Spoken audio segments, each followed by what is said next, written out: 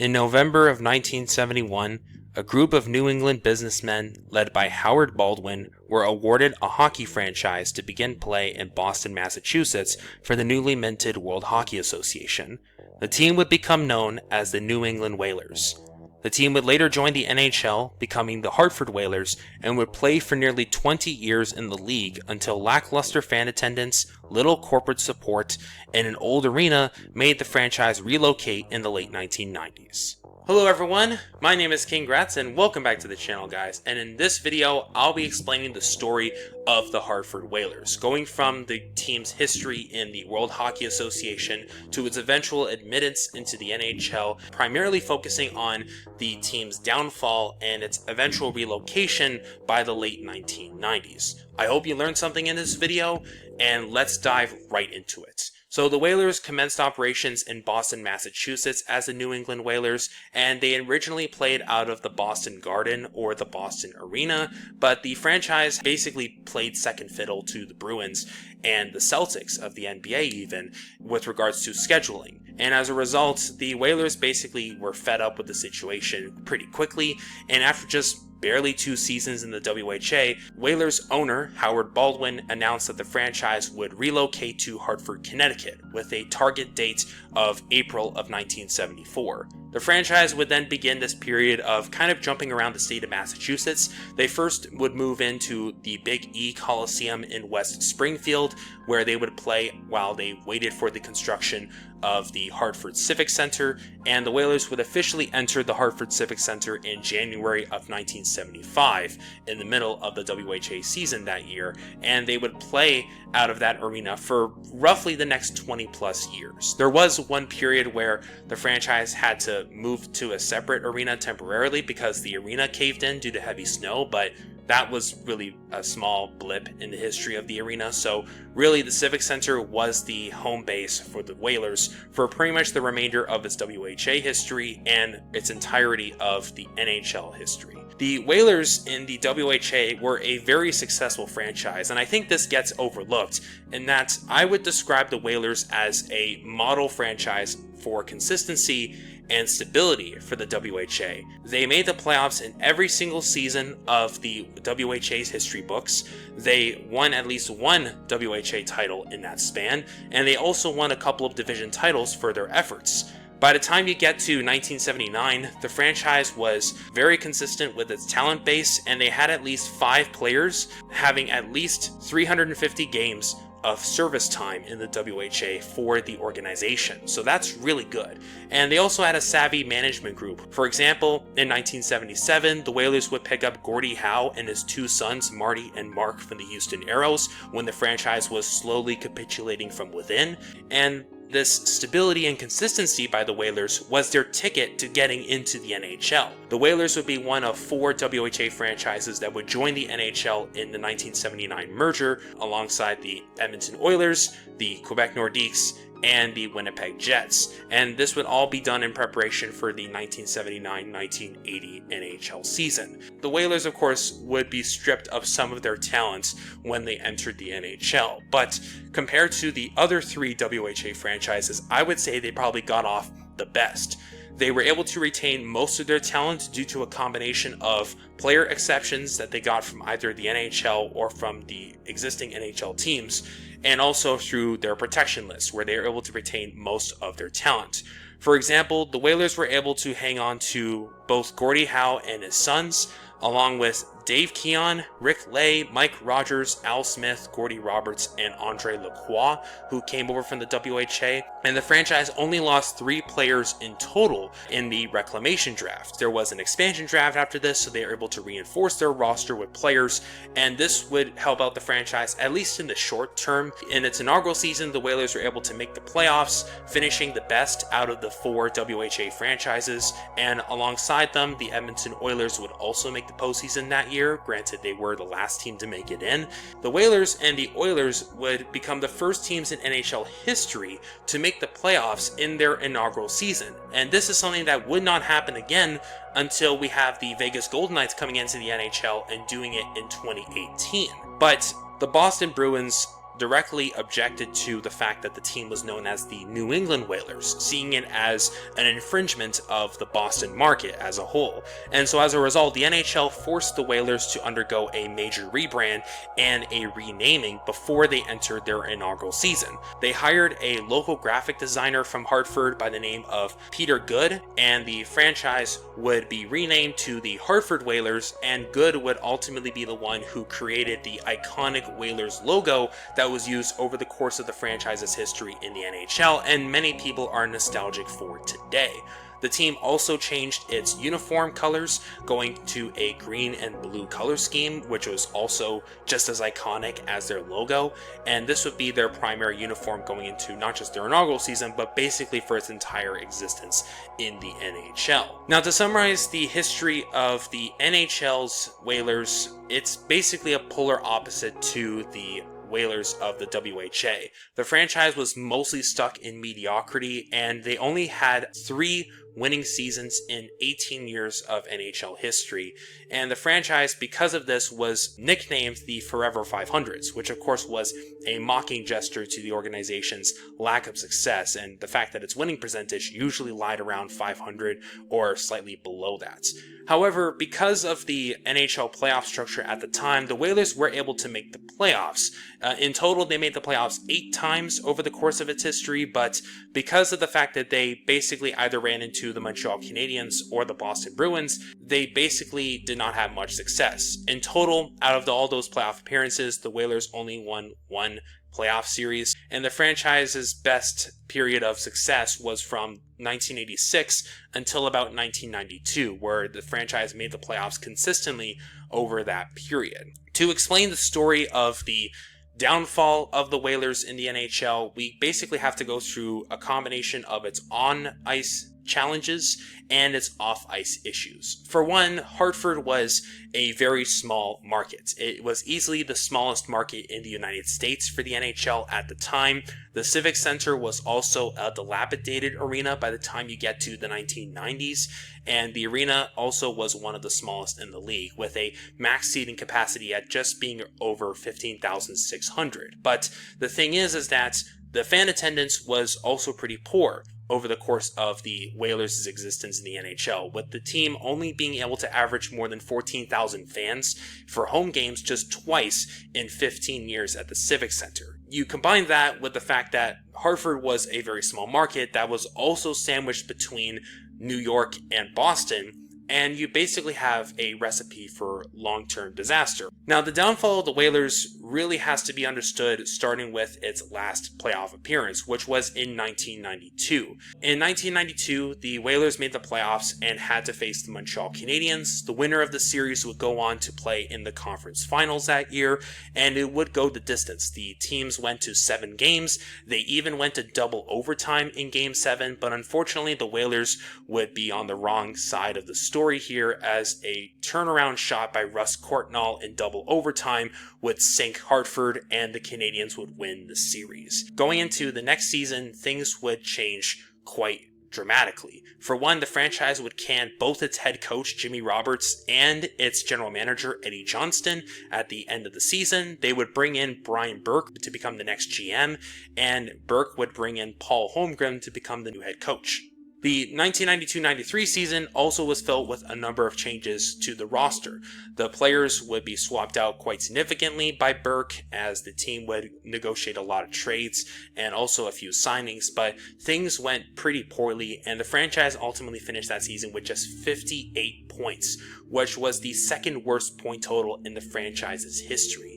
And as a result, they basically were stuck at the bottom of the standings that year. But they did get the second overall pick in the 1993 NHL draft, and with that pick, they selected future Hall of Famer Chris Pronger. The Whalers would have a young core by the time you get to the 1993-94 season, but there were internal issues basically happening from the get-go of this year. Brian Burke had announced that he was going to leave the Whalers in preparation for taking on an NHL executive position, and at the same time, Burke also was kind of at odds with the Whalers' owner at the time, so this basically led to a vacancy in the GM chair, and Paul Holmgren decided that he was going to take up the responsibilities of general manager while also being the head coach of the team. And you could probably guess how well this went. The franchise would immediately start the season poorly, and Holmgren wasn't really able to handle the situation himself, so as a result, he decided to hire Pierre McGuire to become the team's head coach while he would stay in the GM chair.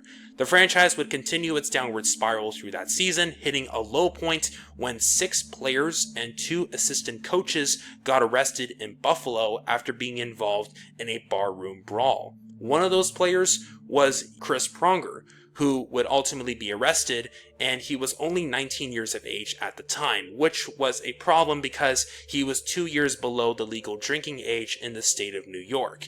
And in addition to this, Paul Holmgren would also get into some problems as he would later be pulled over and got arrested with a DUI in Simsbury, Connecticut, so he would later have to check into rehab for alcohol addiction, and this, of course, compounded the situation even further. By the time you get to the summer of 1994, there was a major change in the franchise's direction at the very top. The Whalers would be sold through a negotiation to CompuWare CEO Peter Karmanos. Karmanos also led a consortium group here in which he was joined alongside of Thomas Thews and Jim Rutherford. Jim Rutherford would become the team's new GM, and Paul Holmgren would become the head coach once again. The new ownership was hoping to turn things around very quickly here, and also Karmanos had announced at this time that he would guarantee that the Whalers would stay in Hartford by at least 1998. The franchise would go through a number of changes in the lockout-shortened 1994-95 season with the hopes of making the playoffs again. Rutherford would go out and sign Jimmy Carson and Stephen Rice, and on draft day, the Whalers selected Jeff O'Neill in the first round. Rutherford also would acquire Glenn Wesley from the Boston Bruins in exchange for 3 first-round picks. Thankfully for the Whalers, none of these 3 first-rounders actually turned into anyone significantly. The Bruins used those picks to select Kyle McLaren, Jonathan Aitken, and Sergei Samsonov, so you don't have to worry about those 3 guys. However, the Whalers still could not escape mediocrity. They started the season with a record of 2-7-2, and by the time you get to the halfway point of the year, things were still not looking good. But they were able to generate some momentum by the time you get to late February. The franchise, for the next 30 games, put up a record of 16-11-3, and it appeared as if the Whalers were on their way to their first playoff berth since 1992. Unfortunately, the team played poorly down the stretch, winning just 1 of their last 7 games, and they ultimately missed the playoffs by 4 points. Karmanos, as I mentioned, he had pledged that he was going to keep the Whalers in Hartford until at least 1998, but there were already rumors of relocation surfacing by the time you get to 1996.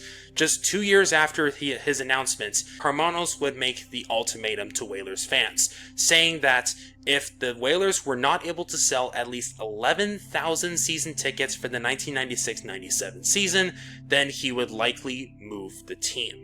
Now, in my opinion, it appears as though the ownership really didn't do anything to help out Whalers fans to keep the team afloat. It looked like that they almost rigged it in favor of the ownership in order to actually relocate the franchise. For example, the season tickets were only made available for full season packages, or in other words, 41 games. Season tickets were usually sold in the popular 6, 9, 10, and 20 game mini plans at the time, and this of course was a major problem for middle class, lower class families who wanted to go to games. And the reason why tickets were packaged in this way was because there was hope that this could help draw wealthier individuals to come to Whalers games and try to bring in some more corporate support for the organization. Sales were underwhelming at the beginning of the campaign, and things looked very bleak for the franchise. And then all of a sudden, there was an aggressive civic campaign by the people of Connecticut to keep the Whalers in Hartford. There was basically what was called the Save the Whale campaign, which basically, in a 45-day span, were able to net season ticket sales totaling 8,563, despite the fact that the Whalers had purposefully raised ticket prices by an average of 20%. And at the same time, they eliminated partial ticket plans and they increased the deposit amount for season tickets by 750%. And this represented an expansion of over 3,500 tickets from the existing base. So the point I'm getting at here is that the Save the Whale campaign literally helped the Whalers stay alive for at least another year. And this basically helped the team gain some kind of short-term momentum. In early 1997, the governor of Connecticut at the time, John G. Rowland, was also in negotiations with Karmanos to hopefully build a new arena in Hartford. The plan was to build a $147.5 million arena, and it seemed to be going well at first, but then the negotiations hit a wall when Karmanos had wanted an additional $45 million in order to cover the losses of the first 3 years that the new arena was built. And the thing is that Rowland basically was not interested in paying Connecticut taxpayer dollars to build this new arena. So as a result, the situation basically fell apart, and the concept of the Whalers relocating would once again pick up a lot of traction. The team would announce that they would be leaving Hartford after the 1996-97 season, and the Whalers really needed to find some sort of plan for where the franchise was going to play beyond that year. So Karmanos initially discussed relocating the Whalers to Norfolk, Virginia, and the plan was to rename the team the Hampton Roads Rhinos. The thing is that this plan would fail due to a number of reasons. Number one, there was no suitable NHL arena at the time in Norfolk, Virginia, and number two, a season ticket drive took place in the city, but it ultimately failed to generate enough season ticket sales for the organization. Karmanos starts throwing shade at Rowland, basically saying that he is directly responsible for the Whalers not being able to stay in Hartford because he basically was not interested in keeping the team alive in the city, and in fact he was actually pursuing an NFL franchise at this time, and there is evidence to actually back this up. Now, Rowland actually had a tentative deal to bring the New England Patriots of the NFL to Connecticut, but the talks ultimately fell apart because he failed to negotiate an arena deal with the organization, and as a result, the Patriots decided to stay in Foxborough and would build Gillette Stadium, which is where the franchise plays today. In 1997, the franchise would have a good start to the campaign, but then things really started to fall apart at the very end. In January, the Whalers had a 9-game losing streak, and in March, they would have a 6-game losing streak. But despite all of this, the Whalers still had the opportunity to make the playoffs for the 96-97 season. All they had to do was really just win a couple more games and then can get in. But the thing is, they failed to do even that. The Whalers lost 2 games on the road to Ottawa and the New York Islanders, and as a result, they were eliminated from playoff contention one day before their final game of the regular season, which would be played at home against the Tampa Bay Lightning. On April 13th, 1997, the Whalers played their last game in Hartford, defeating the Tampa Bay Lightning 2-1. On May 6, Karmanos announced that the team would officially relocate to Raleigh, North Carolina, becoming the Carolina Hurricanes, and the team would play their first 2 seasons in North Carolina at the Greensboro Coliseum, while the franchise was commencing plans to build a brand new arena in Raleigh, which today is known as the Lenovo Center. There was also, interestingly enough, talks of relocating the franchise to Nashville, Tennessee, Columbus, Ohio, and even suburban Detroit before they ultimately landed on the idea of relocating to Carolina. Ultimately, the relocation story is quite fascinating and I think a little bit more complex than what most people had anticipated or probably know of from common knowledge. So that's it. Thank you so much for watching. I hope you learned something today. Please don't forget to leave a like and subscribe to the channel if you want to see more content like this one. Thank you again, and I will see you all in my next video.